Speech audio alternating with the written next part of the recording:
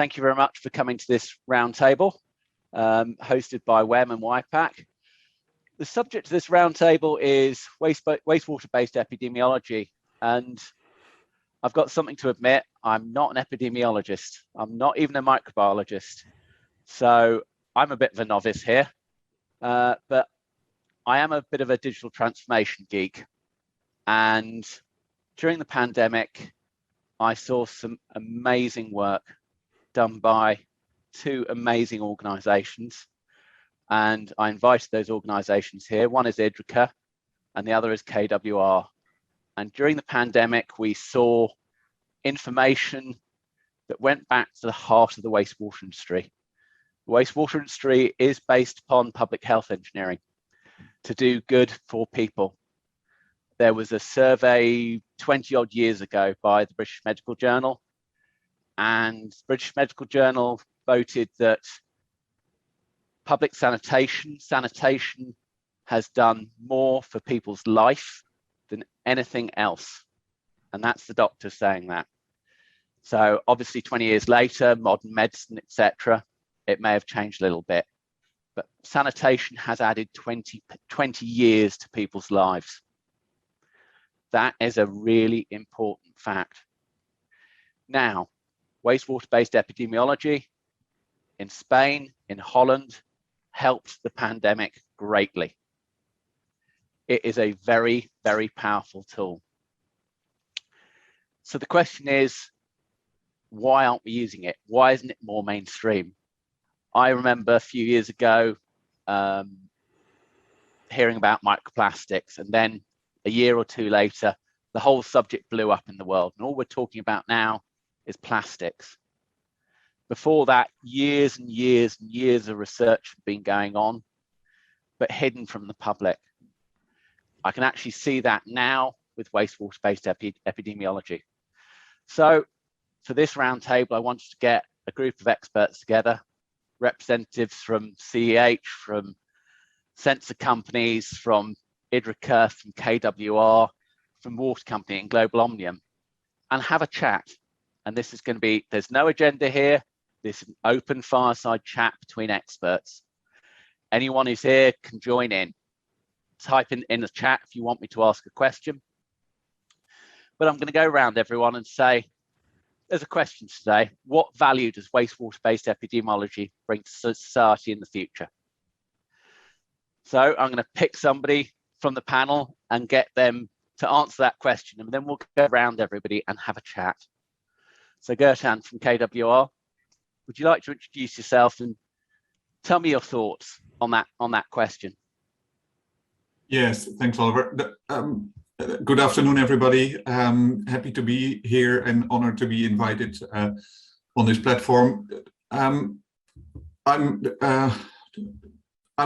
was part of what your introduction, what you could call the old school hygienists, looking at sanitation systems and health, but from the perspective of sanitation being containing pathogens, and that any system where you would start to reuse the water or use the water, that you need to have a pathogen barrier. So I'm coming from that perspective and recognizing the great contribution of sanitation to public health, but also that the main achievements were around a century ago. And now it is up to us to maintain these achievements. So as hygienists, you raise the finger sometimes to say, hey, if you want to reuse that water, hey, if you want to build this cooling tower, look out for the pathogens.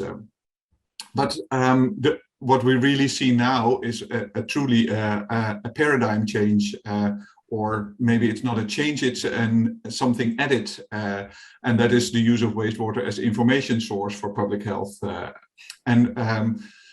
Yeah, that's it. So it came from our initiative came from the hygienic question. So is there any health risk associated with the presence of SARS-CoV-2 in wastewater?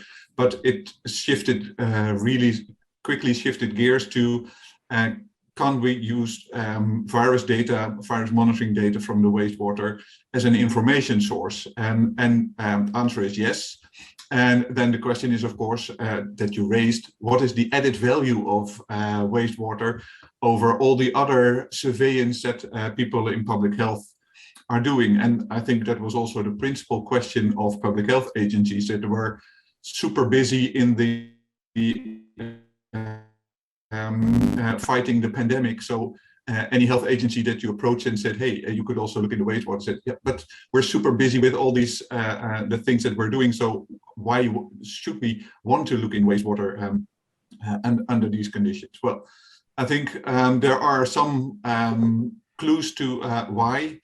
One is early warning. I think there are, if you look at around the world, there are many examples of where the rise in wastewater was seen before the trend was observed in cases.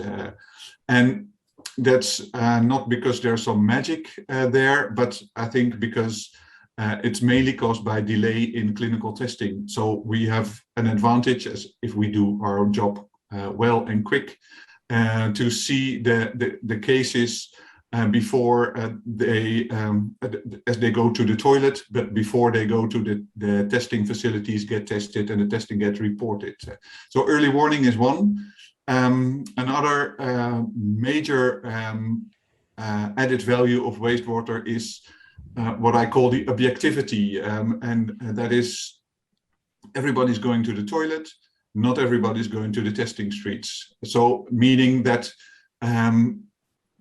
the information you get from all the clinical testing that we see in the newspapers, and that the decision makers have to take lockdown or reopening decisions on, they are biased by human behavior. And in some city areas there will be less people going to the testing street than in other city areas because of many factors.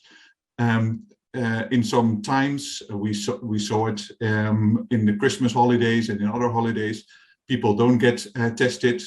But if you as a government take a decision that you can reopen if everybody gets tested, all of a sudden many people get tested, and so there's a lot of bias in the testing street data, but that is, if you then compare that to the sewer signal is more objective. So as a complementary indicator of what happens in society, I think it's a very valuable one.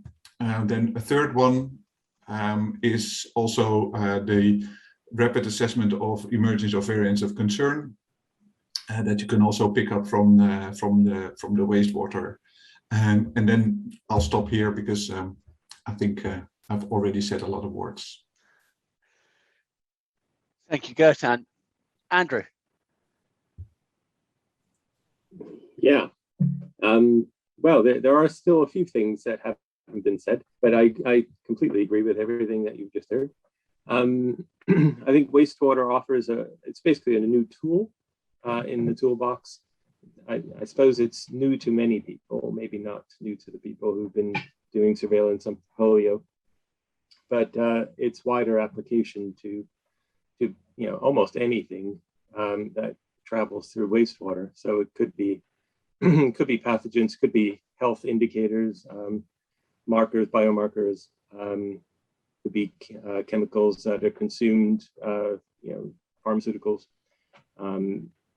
You can use wastewater as a way to understand whether there's compliance in prescribing.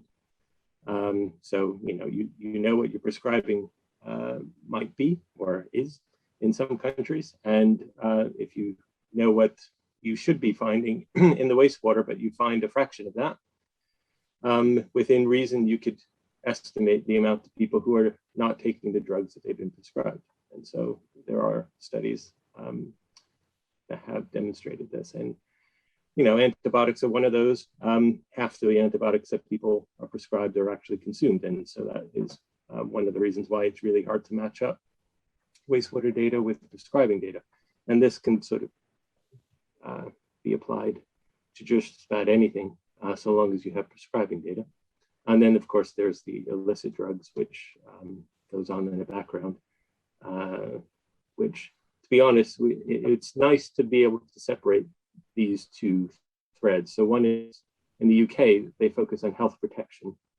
And so all of the efforts to do wastewater surveillance at the moment are focused on health protection and with no interest in combining that with any law enforcement kind of activities. So I don't speak on their behalf, but I'm just sort of telling you that.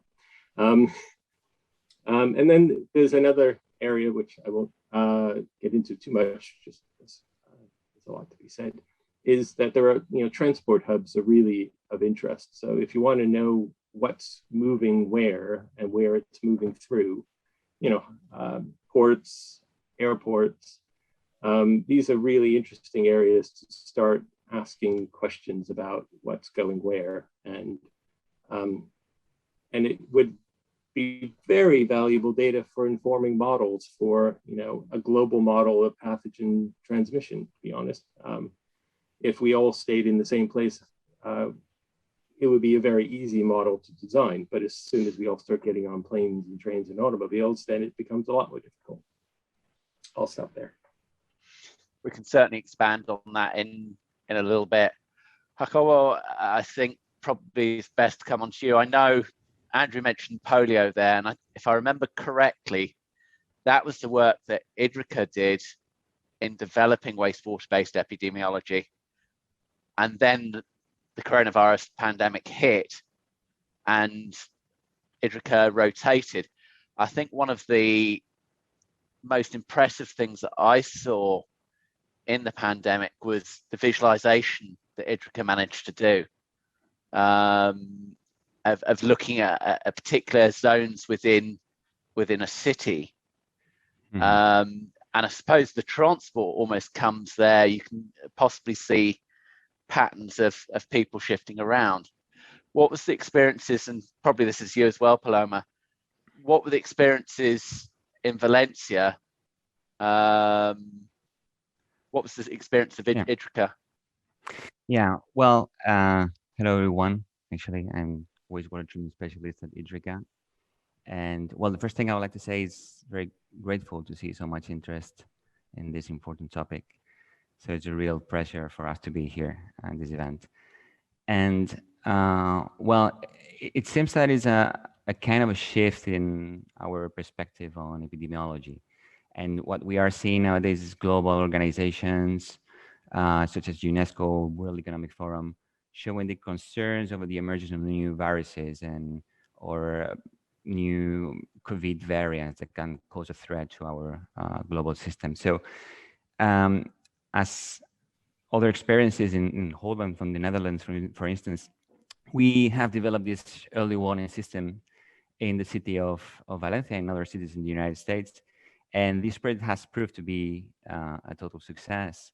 So what we did, we used this wastewater-based epidemiology in combination with technology to track the occurrence of the virus in the population, so that public authorities could take preventive actions and corrective actions.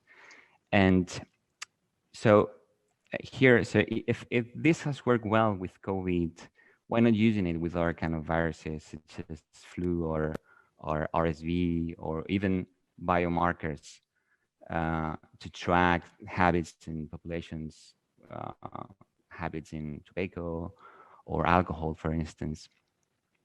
So here I would like to highlight from our experience the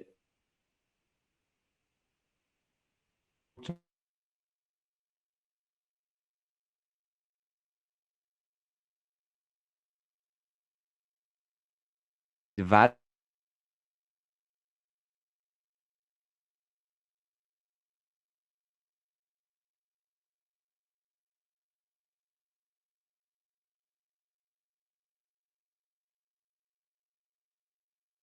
create a unique data model. That was one of the greatest values in this project, because we are gathering data coming from ERPs, SCADAs, laboratory information management systems, GIS, or even third-party applications to gather data from demographics or hospital occupancy rates or statistical information coming from public authorities.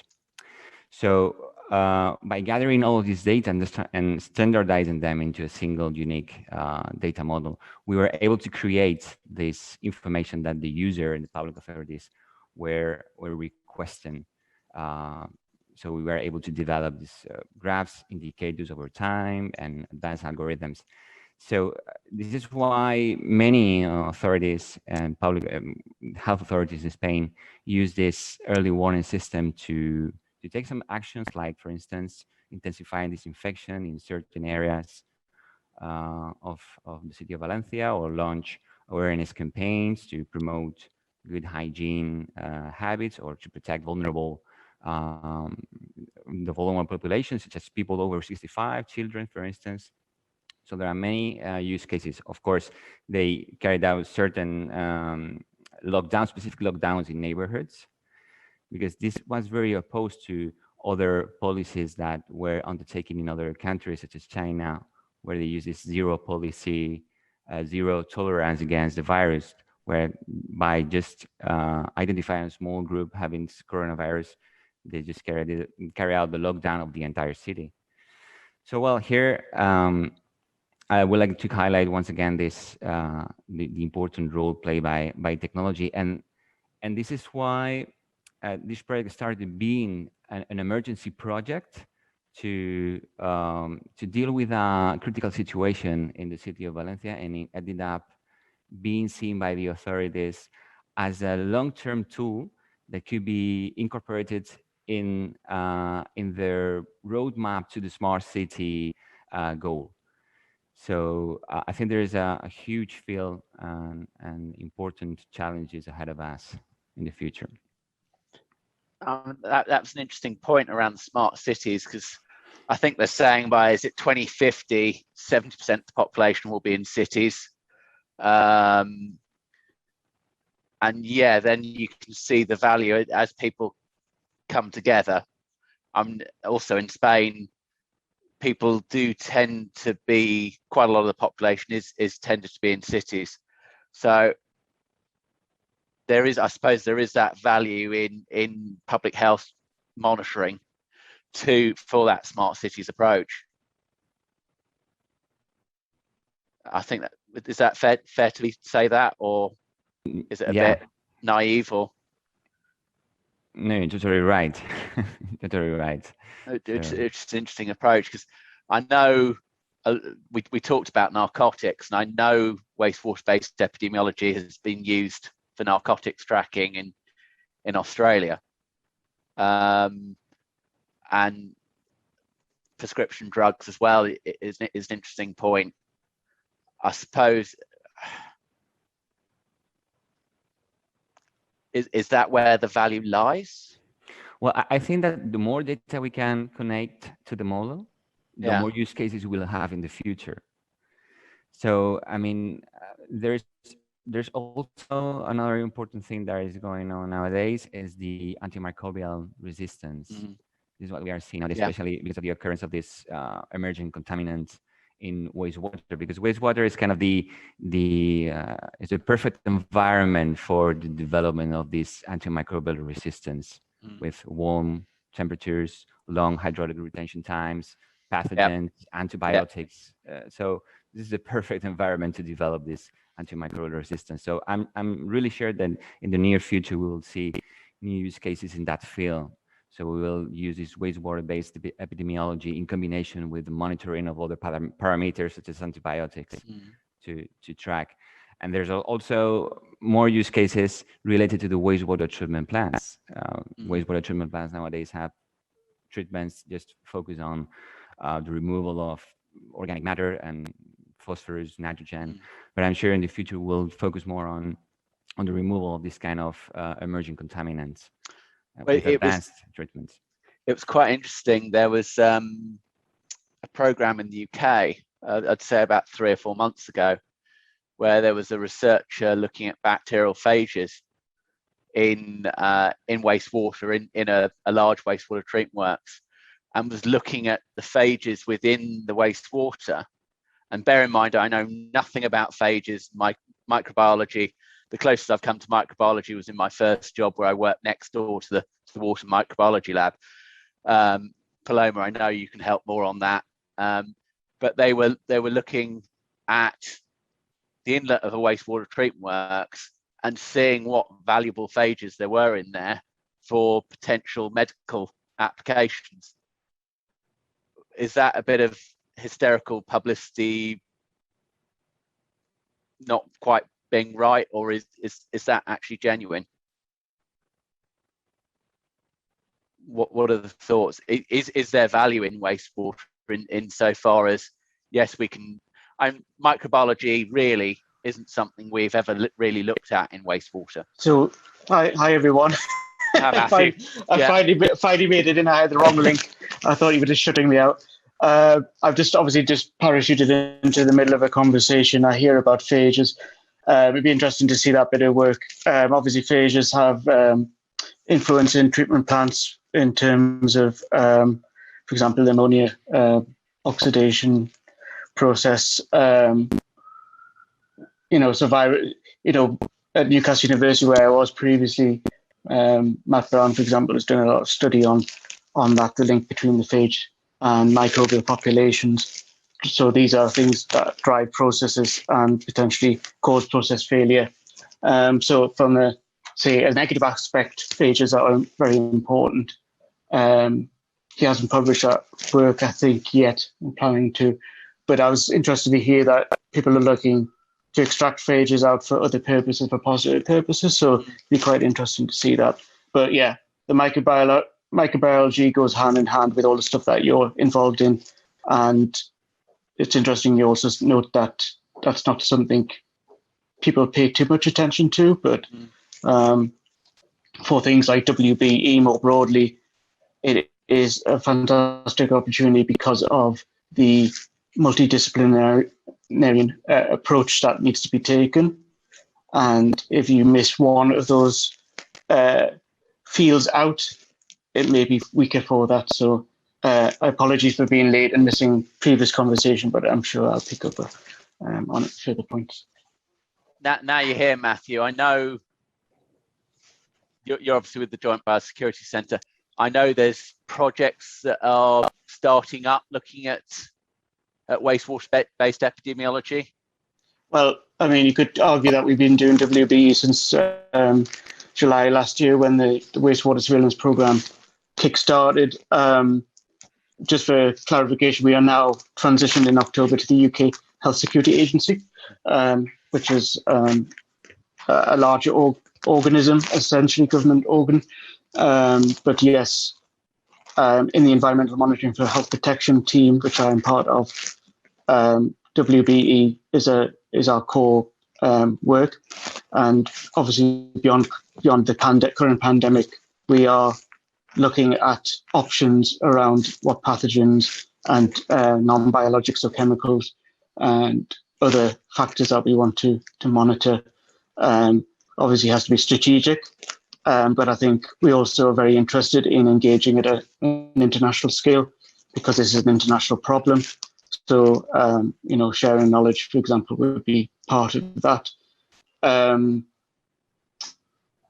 So we are active, but obviously at the moment, UK HSA's principal aim is to manage the ongoing COVID pandemic. So we do have our eye on the future, and we are beginning that process and Andrew Singer as well is involved in that. But we also keep in mind that COVID is still around.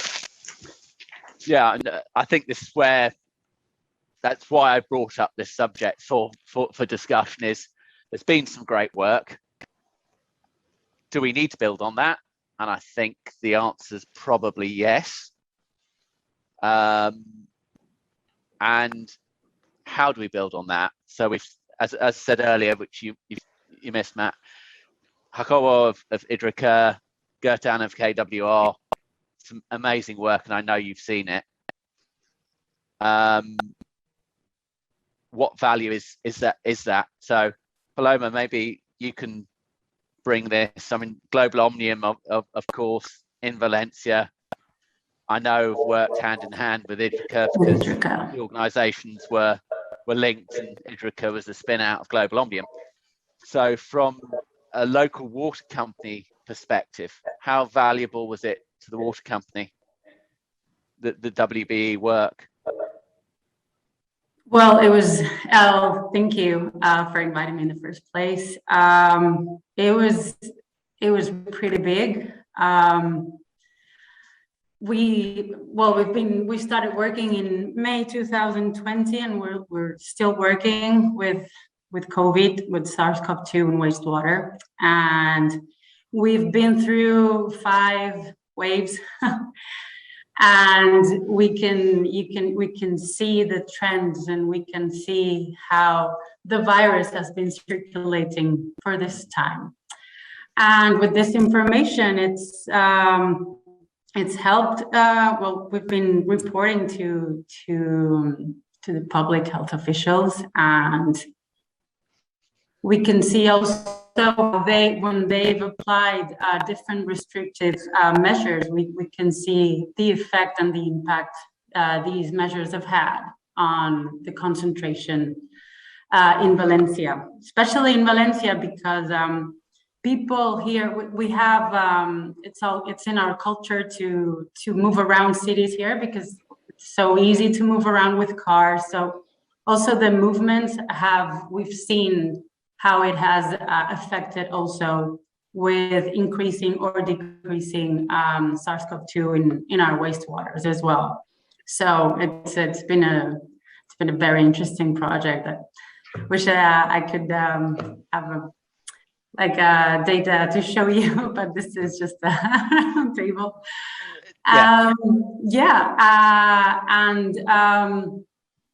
Basically what we still need to work on is interpreting this data. It's a multidisciplinary work. We all need to work together. It's not just our company or the technology. We need our public health officials to be working with us. We need researchers. We need the health department there as well. And in order for future appliances as well, it's not just for us to decide what we need to do in the future. I think it's just a group of people deciding on what's next. And how difficult was, obviously there's a sample program associated with this, and this is probably where I'll bring Jim and Aaron in from Hach, because I know they're working on sample programs, etc. How difficult was that sample program? Because obviously there's a cost of, I mean, I know in some places it's been looked at the front end of a wastewater treatment works. Obviously that didn't happen in Valencia. Obviously it's more widespread throughout the network, and how you've got that down into individual areas. I know hospitals have been looked at as potential transmission spots, etc., etc., etc. So maybe this is Jacobo as well. How's that sampling program worked? What's been the complexities of that, and what's been the difficulties? And Jim and Aaron, I know Hach have got some great sampling equipment, and this is probably where I know Hach have looked at coming together with other companies and working on a program, a monitoring program. So it's probably a question to all, and Gertjan as well, probably in Holland with KWR. How's it worked practically? What have been the complications? Well, by the way, thanks for inviting us. Really excited to kind of get into this discussion. One of the things I see is, this is not an exact science. I mean, we are sampling and we're doing a lot of the analysis, and things kind of move on a day-to-day basis, and you really have to have an eye for data. So every element of your program has to be spot on, because you're still going to get ups and downs in wastewater. It's just never going to be an exact science. And so one of the things we've kind of looked at, since we started this, we've looked at, this would be interesting, I'd like to get into this discussion on kind of pre-vaccine COVID monitoring and post-vaccine COVID monitoring, because we've seen some really interesting data, and you really have to have an eye for it when you're looking at it, because when there was no vaccine, I saw great trends. We were doing, pilots in, community monitoring at wastewater plants, universities, correctional facilities. And when we looked early on at the data, you would see these trends and you would get that 4 to 6 day advance notice of what's going on, the ups and the downs.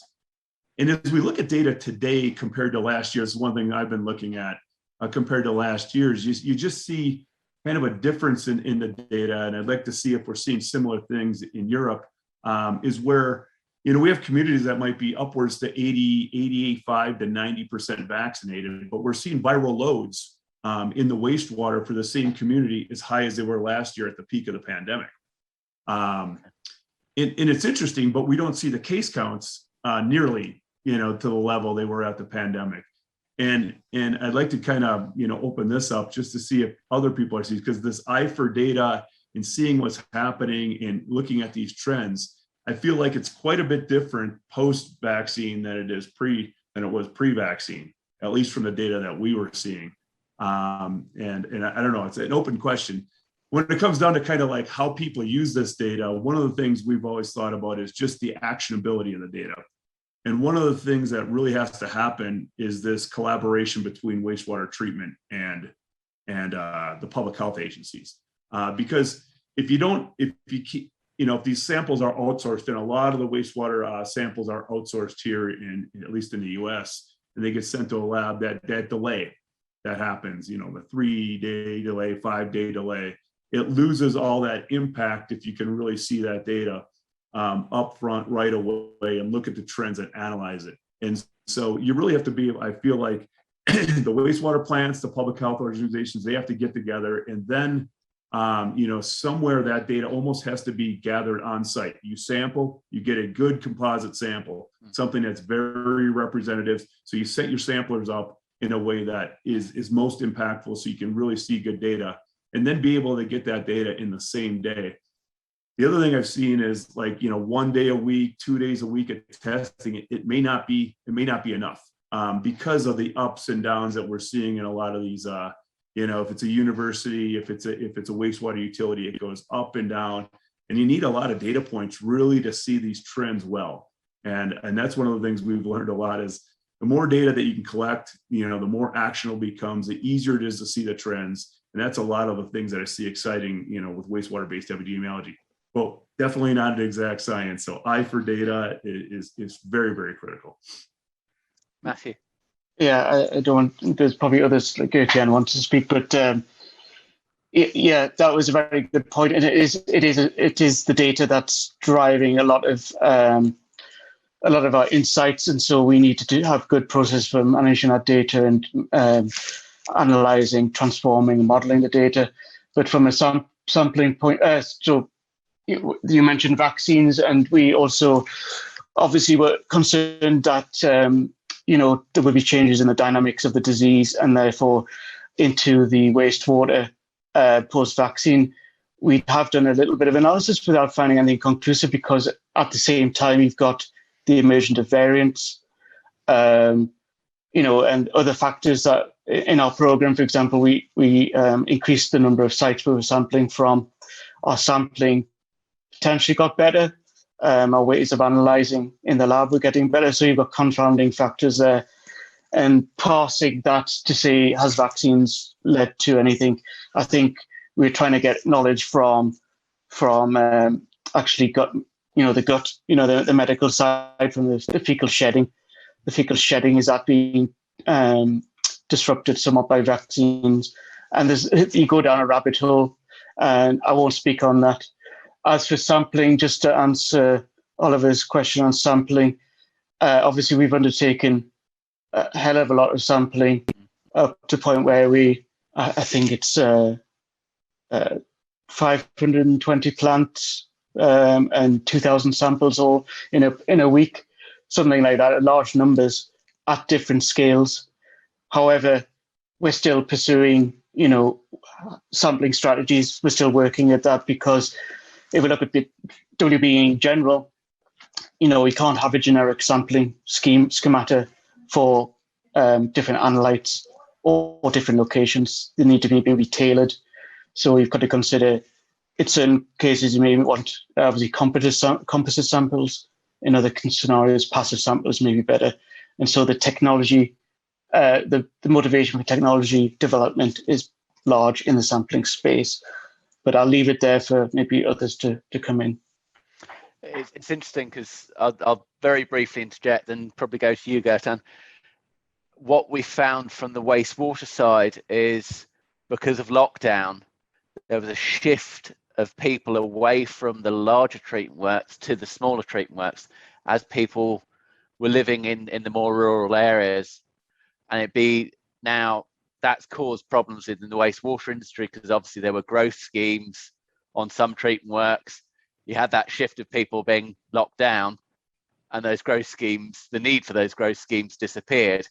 But obviously that would have changed the nature of the wastewater because there'd be more people on rural works. So it's quite interesting. I can see what you mean by Jim, I think you said with differing sampling program, and Andrew, really, you talked about the shift of people in transport. I think you meant transport hubs, but you also saw that shift away from the urban treatment works. So I'm going to use this example just out the top of my head. You saw a shift away from Mogden, which is a big super works in London, towards the Thames Valley area. And I'm sure that's probably reflected in the wastewater-based epidemiology because of the number of people. It's possibly not the same as so much in, say, Spain, where you tend to have an urban conurbation and one or two plants, where in the UK, I think that the strategy of wastewater treatment distribution is based upon less on an urban conurbation, but more on a more spread out pattern.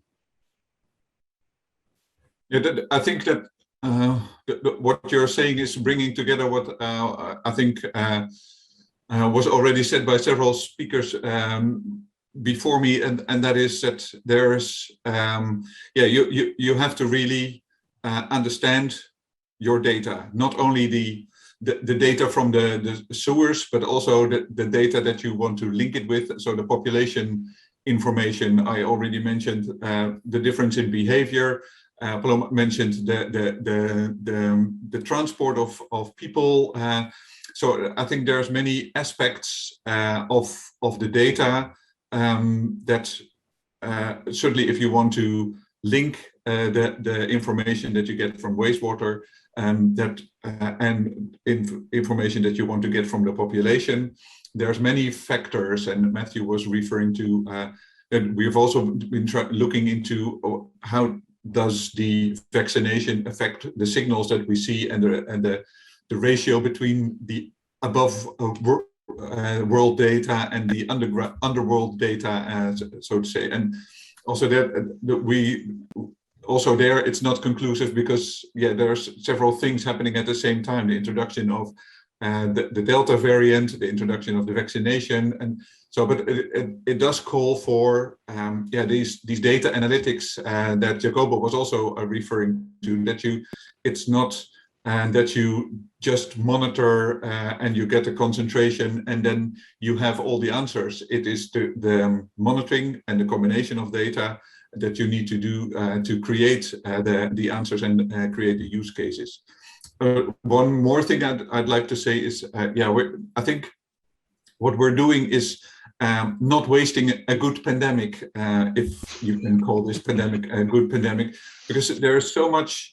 I mean, like in other fields, for instance, vaccine development, but also here in this field, there is such a tremendous development in such a very short time, and we have created the technical infrastructure, but also the stakeholder knowledge exchange infrastructure between public health and water sector that is needed. So I'm really very hopeful that the things that people have already mentioned, that other parameters will be bringing the wastewater surveillance forward. So what I'm hoping to see is that this pandemic has really boosted the use of wastewater as information source for infectious diseases, but clearly also beyond that, and that now with the infrastructure more in place, both technical and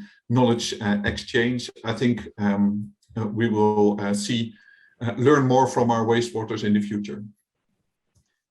I think in some ways it's comparable to a war, and very, very, very rarely in terms of a war, because at the end of the day, they've always said wartime, you get these huge boost of innovation, a huge boost of development. And I think we're seeing that right here, right now, in terms of wastewater-based epidemiology and in terms of using wastewater as an information source. I think the thing to tease out is two things probably. What further information do we need? What cooperation really should we be having to develop the art, develop the science? And somebody's always going to say, which was the question, probably the question of this panel, what value does it bring? To a member of public who's not necessarily scientifically astute, why are we doing it? Yeah, well, one more thing to say about the sampling, because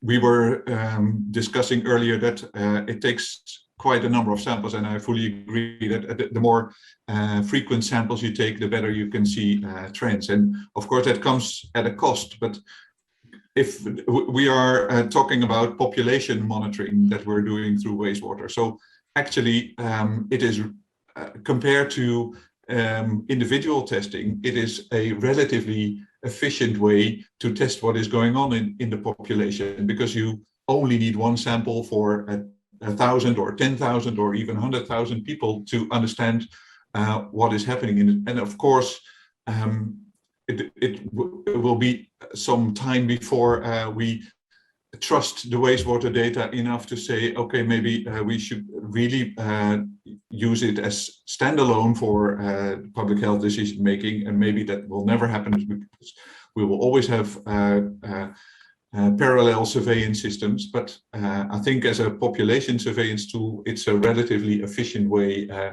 for anything that we can observe in wastewater of what happens in society. I would just point out on the sampling frequency or cadence that it doesn't necessarily mean we're going to be sampling all the time and we need to be sampling all the time. Again, it depends on what our objective is and actually what the value is, to go to Oliver's question. Plus, there's obviously techniques you can use with data where you've got a lot of censored data. So there are techniques that you can, fill in the gaps somewhat. But in a case where you're needing to see maybe, you've got some rapid decision to make, then obviously you can look at, because we've got the infrastructure now, as you said, Gertjan, potentially look at surge capacity, ramping up testing in a particular area. We've done that during this pandemic. Learning the lessons from how we did that is going to be useful.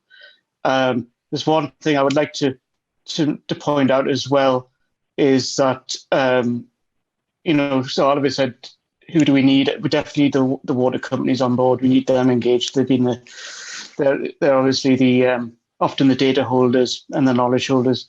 But I think the war thing is that we're not facing just one front in terms of war, because we've got other factors which are impacting the water industry, such as climate change, etc. So the key word for me going forward with WB is resilience. And we also look at public health resilience, and I think that's the value, is that we'll have, if we do this right, an opportunity to embed resilience, not just in the infrastructure and everything to do with wastewater and water, but in our public health activities. And that's where I see it. I mean, that's a very top level highlight. There's a lot below that and a lot of individual value assets or whatever you would like to call it. But I think resilience is something we need to focus on. WBE and the way we do it will change as our infrastructure is impacted by factors such as climate change, urbanization, and other things. We've talked about this a lot also at the community level, but as Jim and a few others mentioned, also important to think about protecting vulnerable populations and doing this on a smaller scale as well. So penitentiaries, protecting incarcerated people, nursing homes, schools. We've seen a lot of positive examples also where they're able to minimize the exposure and outbreaks in those cases. So I think ultimately the goal is a program like you're talking about at the community level where we have all of this data from health agencies coming in also, but very, very good potential in those smaller areas with sampling programs to protect population as well. And I just kind of go into the technologies. When it comes down to, kind of implementing these programs, I think one of the big things that has to happen is kind of advancement in the technology to make these tests easier. When you think of a nursing home or a correctional facility, you can get great actionable data there, but a lot of times the technology skills or the backgrounds of the people maybe running those tests, they're not molecular biologists or epidemiologists. They happen to have maybe a science degree, maybe they just have some experience running wastewater tests, and now they have to run a extraction of a virus out of wastewater, which is not a trivial thing to do for anybody. And really the technologies need to get as close to simple as they possibly can so that somebody with kind of they don't have a background, they're not trained in molecular biology, can still run one of these tests, get a good result that, is representative of what's going on in that community. And then it all can come together. But if that test is too complicated, if it's too difficult and the sampling is too difficult, these smaller facilities like nursing homes and correctional facilities, cruise ships, you name it, where you can really help protect a small community, the data is not going to be very actionable because you can't trust it. So I think the technologies are going to continue to evolve and get better and better to the point where people with no background or very little background in water testing might be able to still run a good extraction of virus or extraction of any other target and get data that can be trusted. Paloma, I know. Yeah, I agree with Jim. I was thinking of that. We need, besides how to interpret all the data we're receiving, we need the technologies to develop as well and the protocols as well. We've gained experience with COVID, but we don't have much experience about other substances or pathogens that we're going to be looking for. So we still need to develop these technologies to help us find what we are really looking for. So I just wanted to point that out. So if I was going to develop a pathogen surveillance system on a city level, on an area level, on a national level, on a building level, what am I going to need? I'm going to need a sampling protocol. I'm going to need the technological development. I'm going to need other data sources. What else? Very good logistics. Very good logistics. Some open cooperation between organizations. Definitely important. To me, and this is my personal opinion, I think we've, in the UK at least, we've gone away from that public health engineering origins of the water industry.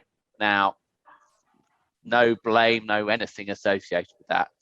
It is what it is.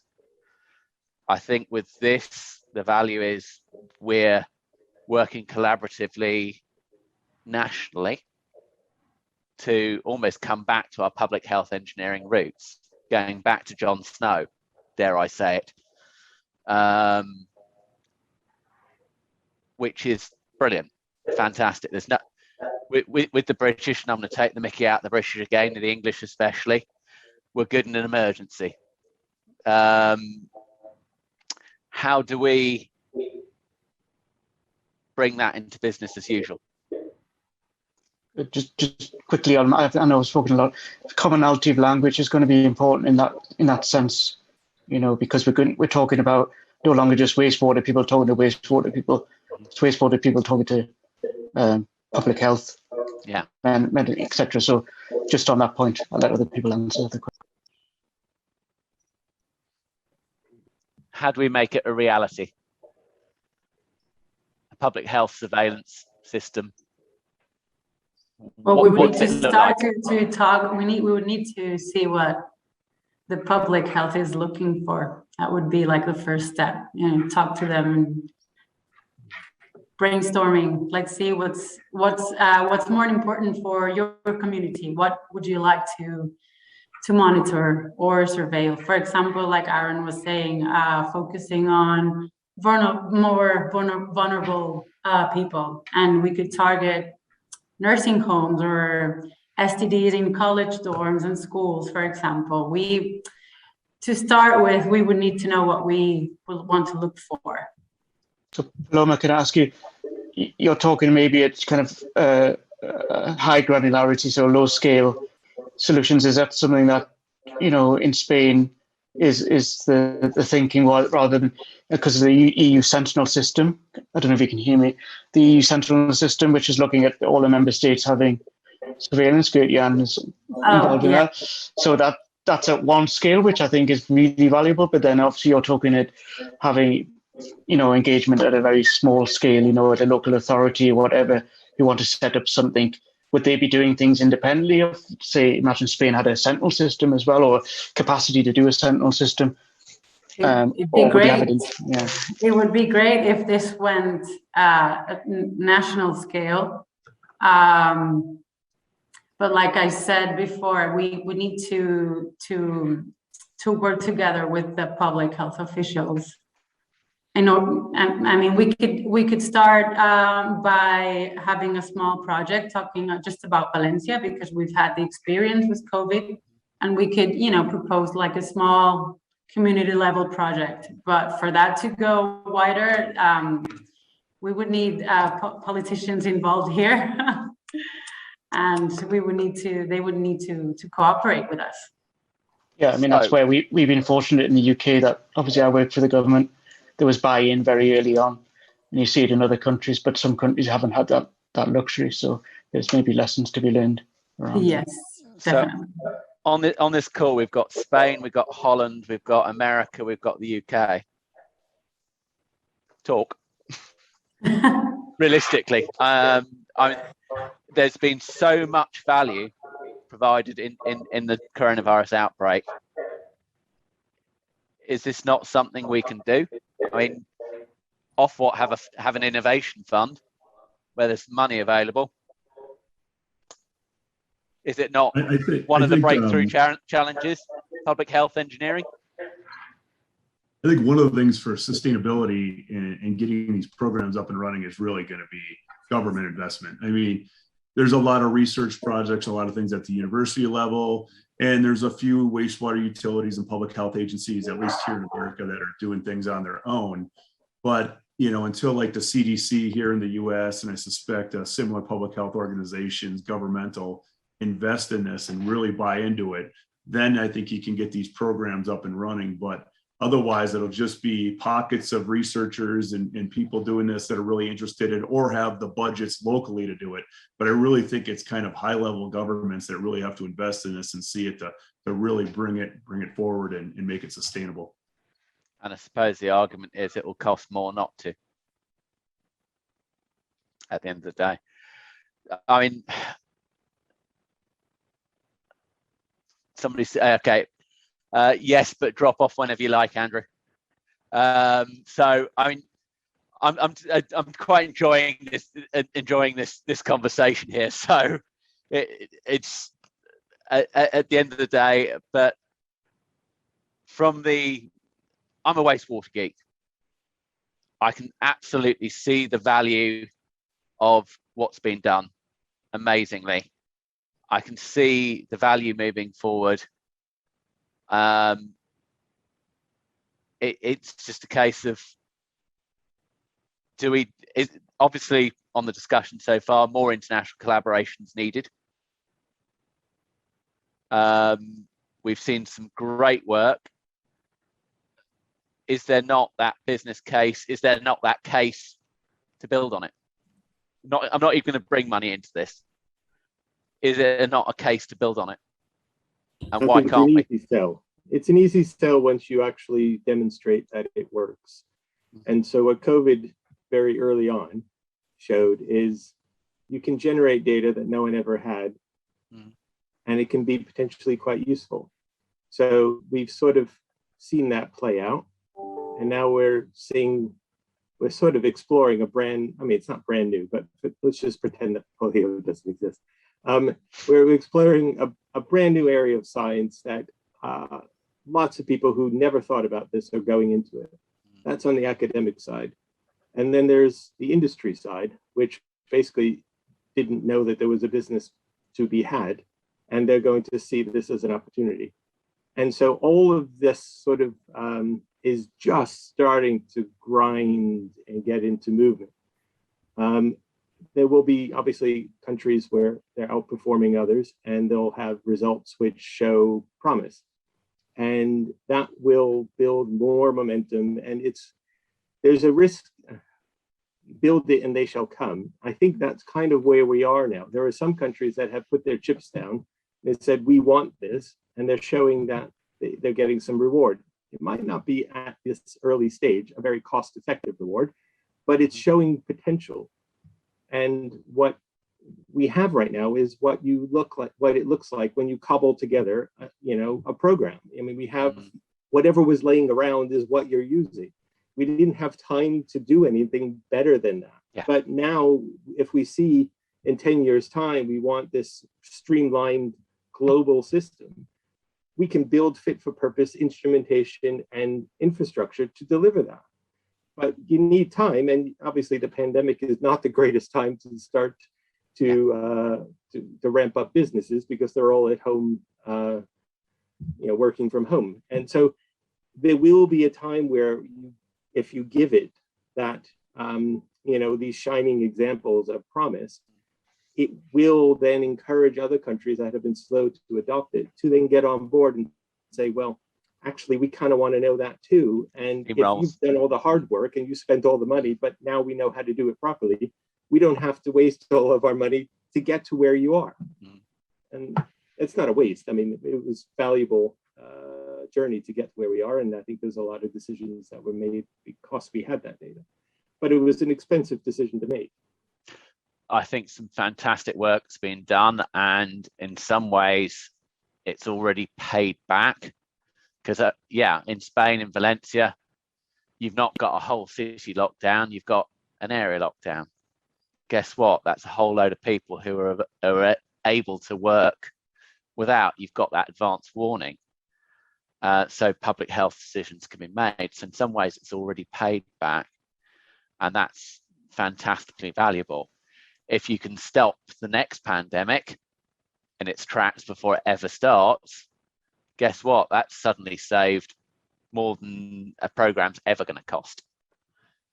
But granted, you've got, I'm understanding it more speaking here because you've got something that's just being developed, just growing. It's amazing. Matthew, you wanted to make a point. No, just on that Valencia example, actually, I heard an anecdote. Why is China doing so well? And they were able to initiate lockdowns at even lower scale because of the makeup of their cities. They are very compartmentalized cities where you can say someone in a building and you just shut down that little area and it really stops transmission. No mention of wastewater in that, but that just says to me, yes, we can learn from different countries, the WB experiences, but maybe have to tailor it to the location. Absolutely. So, yeah, absolutely. I think we've had a fascinating conversation. We could literally go on for hours. Is there any final something that people want to say? Any final? What value does wastewater-based epidemiology bring to society? I just hope that we can learn and keep on developing this whole technique, and just hope that we don't have to go through another global pandemic to actually value this. And so I just want to encourage everyone to keep doing what they're doing, and young researchers as well, like me. And talk more Yeah. at the end of the day. Yeah. So there's been a lot of innovations that have happened, and I've seen quite a few of them, and makes me sound old, but at the end of the day, it is about the collaboration. We're no longer in an isolated world, and I think we've got some great experts on this call. I think we've had a fascinating conversation. I haven't even noticed it's been an hour. It's felt like 10 minutes. So it's a case of what's next? How can we encourage it? I might do a little plug here. I haven't kickstarted anything yet, but following on from a recent conference, I had the idea of having a WBE working group through the IWA. I know this isn't an IWA event. Been struggling to find champions, but one is on this call, and I'll reach out to Gertjan, because I think he's a member of one of the specialist groups in the IWA. So that might be a route, at least for networking and sharing on a global scale. But watch this space. Please plug away. That is always most welcome. And yeah, I'm sure the IWA will certainly support that, because it is an important thing. And the more we can do, the more events we can set up, the better. So I know I've got a WBE workshop monitoring in WBE next March here in the UK. So if you ever need a home for a conference, just ask, and I will sort out. So any last points by anyone? Say now for help. We're plugging. We are working, and we as KWR together with Michigan State University and PATH and Ventic on a global data center for the environmental data on SARS-CoV-2, or particularly the wastewater, the WBE data on the data. But and that's my part, particularly also collecting use cases. And not only collecting because we want to know it, but because we want to showcase good use cases of. Because I think that's well, having sort of a window where you can see all the good examples of how wastewater-based epidemiology was made to use in this pandemic. It can also help inspire. So if you have a good use case, please contact me, and I can find you also. But yeah, I think that's what I wanted to plug here. Any more plugs, and they're most welcome, because if it gets WBE on the map, more's the better. Well, I just want to say that, as Matthew said before, this is an international problem, and we must not forget this virus came from China. Perhaps next time comes from, I don't know, India or certain countries of Africa. So a lot of investment has to be done, not just in Europe or in the United States, but also in many emerging countries. Let's not create a superbug in the future. So let's just help them and invest a little bit more in these countries to help them with these kind of early warning systems that we created here in Valencia, for instance.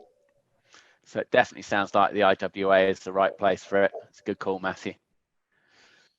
So if there's no more for any more, then I will say thank you to everyone. It has been an absolutely fascinating discussion for a novice like me. And I hope everyone's enjoyed it. Thank you. Thank you so much for the Thank invitation. you, Oliver. Thank you. Thank you. Bye. Thank you. Thank you. Bye-bye.